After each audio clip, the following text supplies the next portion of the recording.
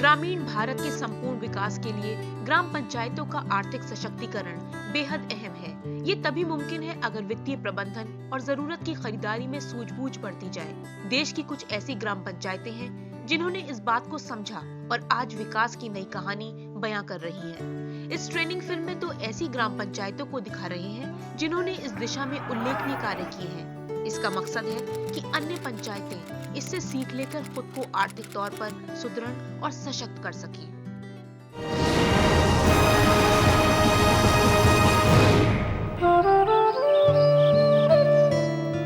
गुजरात के आणंद जिले में बसा धर्मज गांव, जिसकी ग्राम पंचायत के 100 साल पूरे होने जा रहे हैं। इस गुजरे वक्त का हर लम्हा गवाह है इन लोगों की उन तमाम कोशिशों का जिससे ये अपने गांव को आदर्श गांव बनाने का सपना पूरा कर सके। आज इस गांव में हर वो सुविधा है जिसकी कल्पना सिर्फ शहरों तक सीमित है। आखिर क्या है धर्मज ग्राम पंचायत की कामयाबी का राज?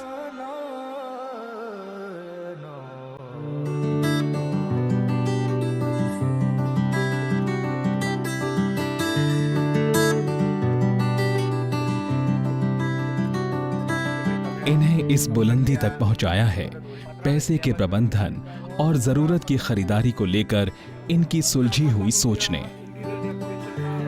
दरअसल किसी भी संस्था के प्रभावी संचालन के लिए कुशलता पूर्वक संसाधनों का प्रबंधन जरूरी है और ग्राम पंचायत इससे कुछ अलग नहीं है। धर्मज ग्राम पंचायत में वित्तीय प्रबंधन और जरूरतों की खरीदारी के ऐसे तरीके अपनाए गए जो दूसरी ग्राम पंचायतें अगर अपनाएं तो वो भी विकास की राह पर तेजी से चल पड़ेंगी।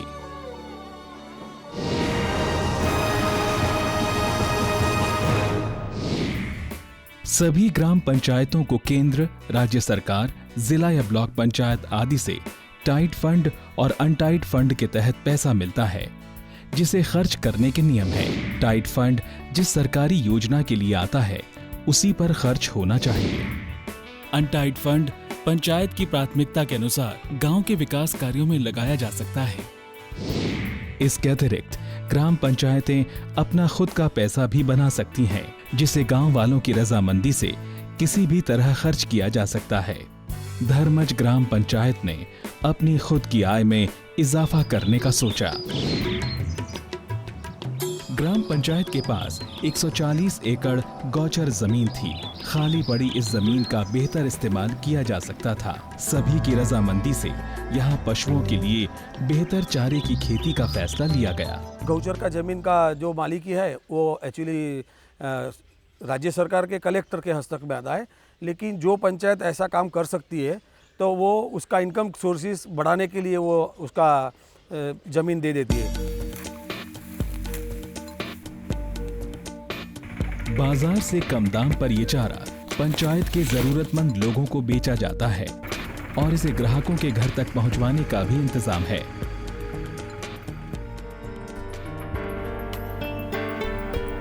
गौचर से ग्राम पंचायत को सालाना 7 लाख रुपए की आय प्राप्त हो रही है। गौचर जमीन के कुछ हिस्से में इन्होंने एक एम्यूजमेंट पार्क बनवाया जिसका मामूली प्रवेश शुल्क लिया जाता है। इसमें हर तरह के मनोरंजन का इंतजाम किया गया है।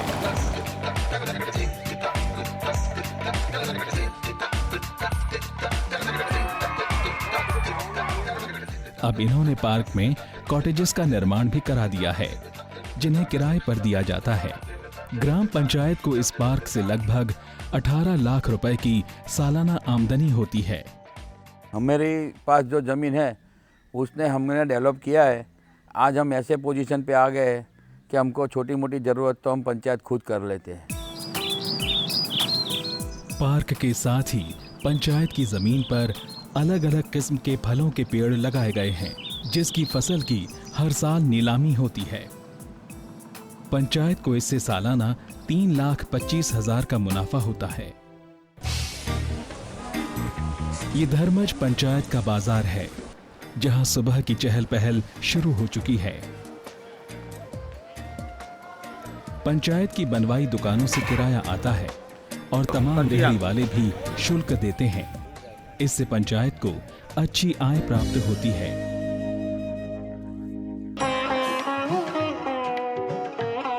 गांव के सभी परिवारों से ग्राम पंचायत तमाम सुविधाओं के लिए नियमित समय पर विभिन्न टैक्स लेती है। सभी 4000 घर पे जो टैक्स हमने लगाया है वो करीबन 30 से 35 लाख का टोटली वैल्यूज होता है जो हर साल टैक्सेस आते हैं। इस तरह पंचायत सरकार से मिलने वाले फंड के अलावा भी अपने लिए मोटा पैसा खुद भी इकट्ठा करती है, जिसे गांव के अनेक विकास कार्यों में लगाया जाता है। हमारे पास पंचायत में जो फंड है वो हमारी एफडी की आवक है, डोनेशन की आवक है, टैक्सी की आवक है, वो सब मिला 2 करोड़ से नज़दीक है। हम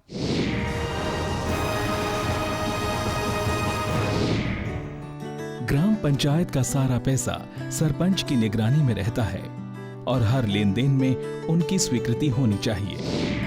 पैसे के सही हिसाब किताब के लिए जरूरी है कि सभी कैश बुक और लेजर हमेशा अपडेट रहें। नकद खर्च की जगह चेक से पैसे का भुगतान हो। हर खर्च का वाउचर होना चाहिए। वाउचर अलग रंगों के होने चाहिए ताकि किस तरह का लेन देन है ये देखकर ही आसानी से मालूम हो सके। किसी भी काम या खरीद के लिए एडवांस पैसा देने से बचना बेहतर है। लेखांकन के लिए सरकार द्वारा निर्धारित किसी अकाउंटिंग सॉफ्टवेयर का इस्तेमाल होना चाहिए।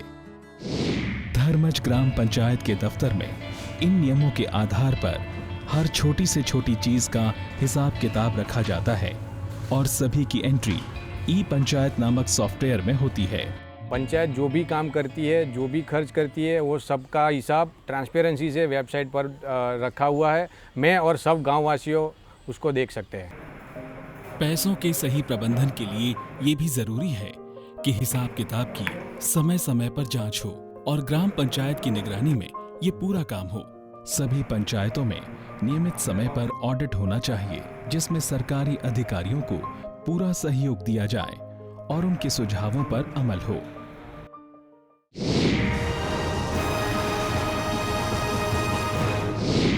बजट यानी कि आने वाले साल के आय और खर्च का अनुमान लगाना।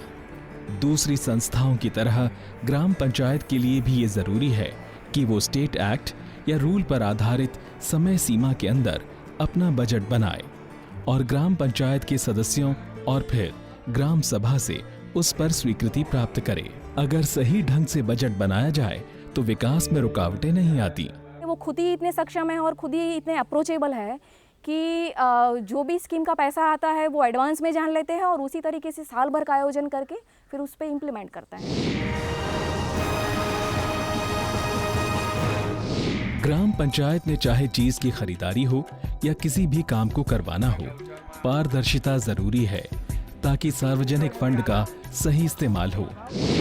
इसलिए ये सुनिश्चित किया जाना चाहिए कि जो जरूरी है वही खरीदें। हर विक्रेता या ठेकेदार को बराबर का अवसर मिले ताकि कम दामों में बेहतर चीज मिल सके। काम कुशलता पूर्वक और समय के अंदर पूरा हो। विक्रेता या कॉन्ट्रैक्टर को चुनने तथा खरीद से संबंधित जानकारी के जारी करने में पूरी पारदर्शिता रहे। कार्य की कीमत और पेचीदगी के आधार पर ग्राम पंचायत इनमें से खरीद का कोई एक तरीका अपनाती है। डायरेक्ट परचेज यानी सीधी खरीदारी।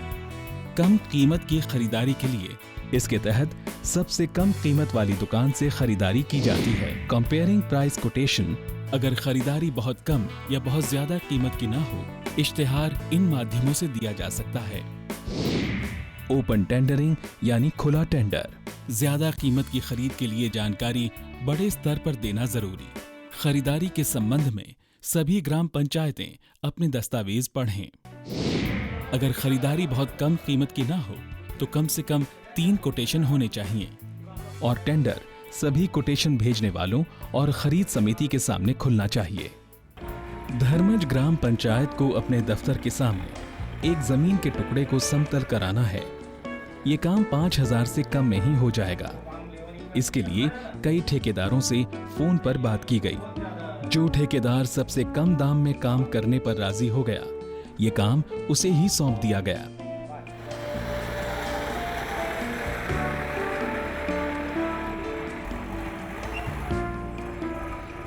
ग्राम पंचायत को सभी कार्यों पर कड़ी नजर रखना चाहिए। काम पूरा होने पर पैसे का भुगतान सरपंच के दस्तखत के बाद ही होता है। धर्मज पंचायत ने जो भी खर्चा किया उसको पारदर्शक वहीवट आपको मिलेगा। ग्राम सभा के लोगों के कहने पर इन्होंने एक पानी के टैंकर को खरीदने का फैसला किया। इसकी खरीद ओपन टेंडरिंग प्रक्रिया से की जाएगी। इसके लिए नोटिस बोर्ड और सार्वजनिक स्थलों पर नोटिस लगवाए गए और एक स्थानीय अखबार में इश्तिहार भी जारी किया गया। सबसे कम पैसे में जिस विक्रेता ने टैंकर मुहैया कराने का प्रस्ताव दिया उसे ही ये काम सौंप दिया गया। इसकी जानकारी नोटिस बोर्ड पर लगाई गई और नियमानुसार विक्रेता से बिड सिक्योरिटी के तौर पर कॉन्ट्रैक्ट के पैसे का 2% जमा कराया गया।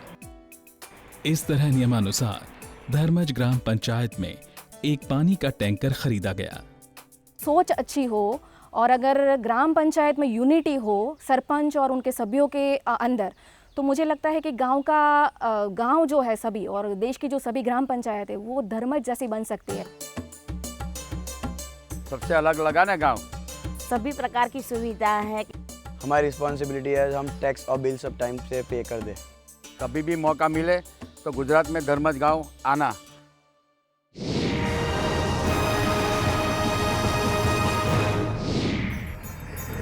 ऐसी ही कुछ कोशिशें छत्तीसगढ़ की संबलपुर ग्राम पंचायत ने भी शुरू की हैं, जो तरक्की की उड़ान भरने को तैयार नजर आ रही हैं। मैं छत्तीसगढ़ के संबलपुर ग्राम का सरपंच हूँ। हमारे गांव में पहले बड़ी बड़ी समस्याएं थी जिसको सुलझाने के लिए हमने छोटी छोटी कोशिशें की है। चलिए आपको दिखाते हैं। देश के अनेक गांवों की तरह संबलपुर ग्राम पंचायत भी विकास से कोसों दूर थी। लगातार कोशिशों के बाद भी कोई परिणाम सामने नहीं आया। गांव को पिछड़ते हुए देखना पंचायत के सदस्यों को मंजूर नहीं था। काफी विचार विमर्श के बाद इस पंचायत ने कुछ ऐसे कदम उठाए जिससे संबलपुर ग्राम पंचायत में आय के जरिए बनने लगे।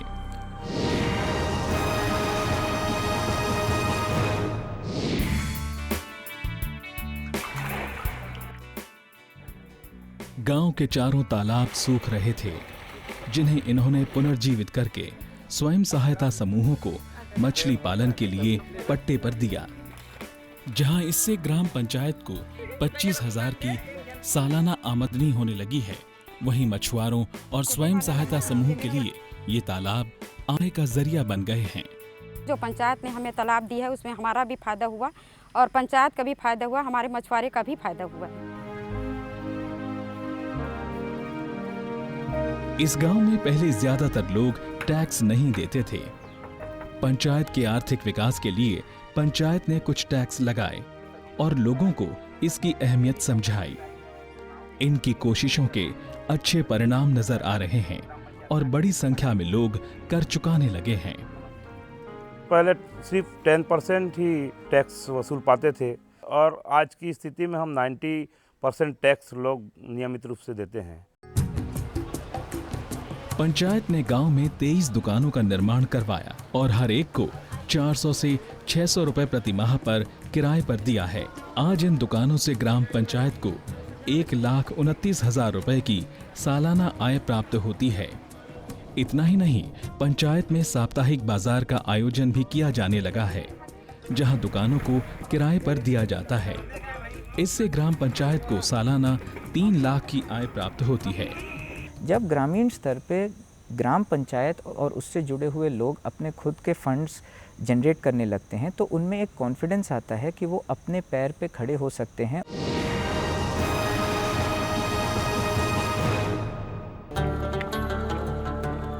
संबलपुर ग्राम पंचायत के दफ्तर में 15 कुर्सियों की खरीद की जानी है।